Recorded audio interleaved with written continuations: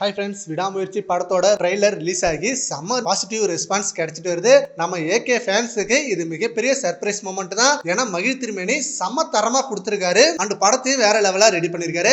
And இந்த படத்துல நிறைய பேர் நோட்டீஸ் பண்ணிருக்கீங்களான்னு தெரியல, கரெக்டா ட்ரெய்லர்ல 1.18 செகண்ட்ல ஒரு விஷுவல்ல நம்ம தலாஜி சார் செம்ம விண்டேஜ் கெட்டப்ல லாங் ஹேர்ல அங்க இருப்பாரு. அதை பார்த்ததும் செம்ம ஷாக்.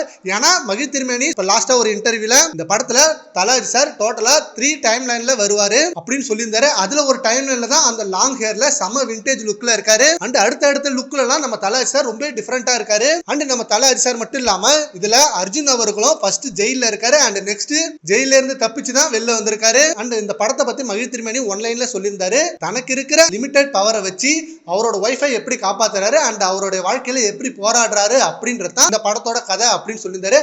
அதே போல இந்த ட்ரெய்லர்ல ஃபுல்லாவே மிகப்பெரிய ஆக்ஷன் சீன்ஸ் எதுவுமே இல்ல, ஜஸ்ட் மகிழ் திருமேனி அவர்களோட படத்துல எப்படி வருமோ அதே போல இருக்கு. அண்ட் ரொம்ப டிஃபரெண்டா இருக்கு. கண்டிப்பா இந்த படத்தை தியேட்டர்ல பார்க்க செம்ம எக்ஸ்பீரியன்ஸா இருக்க போது எல்லா ஆடியன்ஸ்க்கும். அண்ட் இந்த படம் ஹஸ்பண்ட் அண்ட் ஒய்ஃப் அவங்களுக்குள்ள ஏற்பட்ட பிரச்சனையால அண்ட் ஒய்ஃபை கடத்திடுறாங்க, ஒய்ஃபை தேடி போய் காப்பாத்துவாரா ஹீரோ அப்படின்றத இந்த படத்தோட கதை.